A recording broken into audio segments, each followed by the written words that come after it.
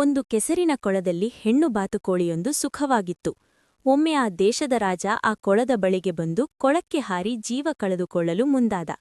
ಆಗ ಆ ಬಾತುಕೋಳಿ ಅಡ್ಡನಿಂತು, ಆತ್ಮಹತ್ಯೆ ಮಹಾಪಾಪವಲ್ಲವೇ?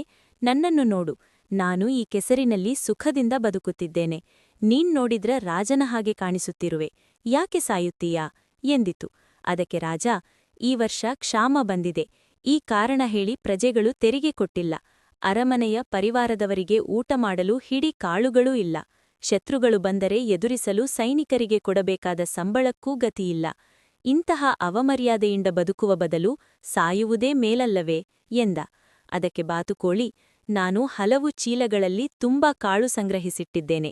ನಿನಗೆ ಎಷ್ಟು ಬೇಕು ಹೇಳು, ಅಷ್ಟನ್ನೂ ಸಾಲವಾಗಿ ಕೊಡುತ್ತೇನೆ ಎಂದಿತು.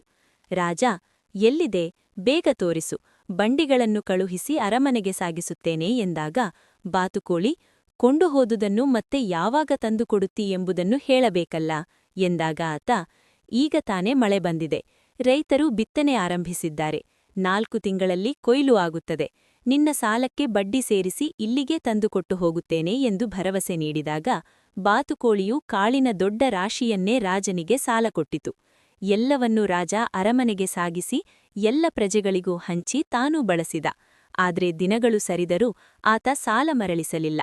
ಬಾತುಕೋಳಿ ಅರಮನೆಗೆ ಬಂದು, ನನ್ನ ಸಾಲವನ್ನು ಈಗಲೇ ಮರಳಿಸು ಎಂದು ಕೇಳಿತು. ರಾಜ ತನಗೊಂದು ನೆನಪೇ ಇಲ್ಲದಂತೆ ನಟಿಸಿದ.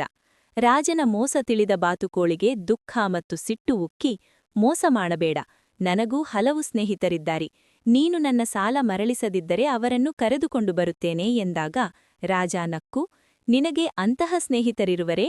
ಅಬ್ಬಬ್ಬಾ, ನೀನು ಯಾವ ದೇಶದ ರಾಣಿ ಎಂದ. ನಿರಾಸೆಯಿಂದ ಬಾತುಕೋಳಿ ಮರಳಿ ಕೊಳಕ್ಕೆ ಬಂದಿತು. ಅದು ಕೊಳದೊಂದಿಗೆ, ನನ್ನ ಸಾಲವನ್ನು ರಾಜನಿಂದ ವಸೂಲು ಮಾಡಲು ನನಗೆ ಸಹಾಯ ಮಾಡುವಿಯಾ ಎಂದಾಗ ಕೊಳದ ನೀರು, ಖಂಡಿತ, ಆದ್ರೆ ನನ್ನನ್ನು ಜೊತೆಗೆ ಹೇಗೆ ಕರೆದುಕೊಂಡು ಹೋಗುವೆ ಎಂದಿತು. ಅದಕ್ಕೆ ಬಾತುಕೋಳಿ ಕೊಳದ ಎಲ್ಲ ನೀರನ್ನು ಚೀಲದೊಳಗೆ ತುಂಬಿಕೊಂಡು ಹೊರಟಿತು. ಆಗ ಅದಕ್ಕೆ ಕಣಜದ ಹುಳ ಎದುರಾಯಿತು. ಬಾತುಕೋಳಿ ಅದರಿಂದ ಸಹಾಯ ಕೇಳಿದಾಗ ಅದು ಒಪ್ಪಿತು. ಕಣಜದ ಹುಳಗಳನ್ನು ಚೀಲದಲ್ಲಿ ತುಂಬಿಸಿ ಬಾತುಕೋಳಿ ಅರಮನೆಗೆ ತಲುಪಿತು.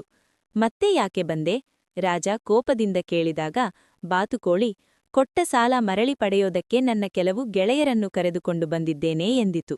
ರಾಜ ಸೇವಕರನ್ನು ಕರೆದು, ಬೆಂಕಿ ಧಗಧಗ ಉರಿಯುವ ಒಲೆಯ ಮೇಲೆ ಮಡಕೆಯನ್ನಿಟ್ಟು ಅದರೊಳಗೆ ಈ ಬಾತುಕೋಳಿಯನ್ನು ಹಾಕಿ ಬೇಯಿಸಿ ಎಂದು ಆಜ್ಞಾಪಿಸಿದ. ಸೇವಕರು ಹಾಗೆ ಮಾಡಲು ಮುಂದಾದಾಗ ಬಾತುಕೋಳಿ, ನೀರಣ್ಣ, ಬಾ ಕಾಪಾಡು ಎಂದು ಕೂಗಿತು. ಆಗ ಚೀಲದಲ್ಲಿ ಕಟ್ಟಿಕೊಂಡು ಬಂದಿದ್ದ ನೀರು ಧಾರಾಕಾರವಾಗಿ ಸುರಿದು ಬೆಂಕಿ ಆರಿಸಿತು. ಆಗ ರಾಜ ಬಾತುಕೋಳಿಯ ಕತ್ತು ಹಿಡಿದು ಕೊಯ್ಯಲು ಮುಂದಾದಾಗ ಬಾತುಕೋಳಿ, ಕಣಜಣ್ಣ, ಬಾ ಎಂದು ಕರೆಯಿತು. ಆಗ ಗೂಡಿನಿಂದ ಸಾವಿರಾರು ಹುಳಗಳು ಬಂದು ರಾಜನಿಗೆ ಒಂದೇ ಸವನೆ ಕುಟುಕಲಾರಂಭಿಸಿದವು. ಅದರ ವಿಷದಿಂದ ರಾಜನ ಇಡೀ ದೇಹ ಕುಂಬಳಕಾಯಿಯಂತೆ ಊದಿಕೊಂಡಿತು. ರಾಜ ಗೋಳಾಡುತ್ತಾ, ನನ್ನ ಜೀವ ಉಳಿಸು, ನಿನ್ನ ಸಾಲ ಮರಳಿಕೊಡ್ತೀನಿ ಎಂದು ಬೇಡಿದಾಗ, ನಿನ್ನ ಖಜಾನೆಯ ಬೀಗದ ಕೀಲಿಕೈಯ ಗೊಂಚಲು ತಂದುಕೊಟ್ರೆ ಜೀವ ಉಳಿಸುತ್ತೇನೆ ಎಂದು ಬಾತುಕೋಳಿ ಹೇಳಿತು. ರಾಜ ಕೀಲಿಕೈಯನ್ನು ಅದರ ಕೈಗೆ ತಂದುಕೊಟ್ಟಾಗ ಅದನ್ನು ಹಿಡಿಯುತ್ತಲೇ ಬಾತುಕೋಳಿ ಚಂದದ ರಾಜಕುಮಾರಿಯಾಯಿತು. ರಾಜನಿಗೆ ಅಚ್ಚರಿಯಾಗಿ, ಬಾತುಕೋಳಿ ಹೆಣ್ಣಾಗುವುದೆಂದರೇನು, ನೀನು ಯಾರು ಎಂದು ಕೇಳಿದ. ಅದಕ್ಕೆ ಆ ರಾಜಕುಮಾರಿ, ನಿನ್ನ ಅಪ್ಪ ಮಾಟಗಾತಿಯರ ಮೂಲಕ ನಮ್ಮ ರಾಜ್ಯವೊಂದು ಕಬಳಿಸಲು ನನ್ನನ್ನು ಬಾತುಕೋಳಿಯಾಗಿ ಮಾಡಿದ. ಈ ಕೀಲಿಕೈಯ ಗೊಂಚಲಲ್ಲಿ ಆ ರಾಜ್ಯದ ಕೀಲಿಕೈಯೂ ಇದೆ. ಅದು ಕೈ ಸೇರಿದ ಕೂಡಲೇ ನನಗೆ ಮೊದಲಿನ ಜನ್ಮ ಬರುತ್ತದೆ ಎಂದು ನನಗೆ ತಿಳಿದಿತ್ತು. ಈಗ ಮೊದಲಿನ ರೂಪ ಬಂದಿದೆ, ನಾನು ನನ್ನೋರಿಗೆ ಹೋಗುತ್ತೇನೆ ಎಂದು ಹೇರಿ ಹೊರಟು ಹೋದಳು.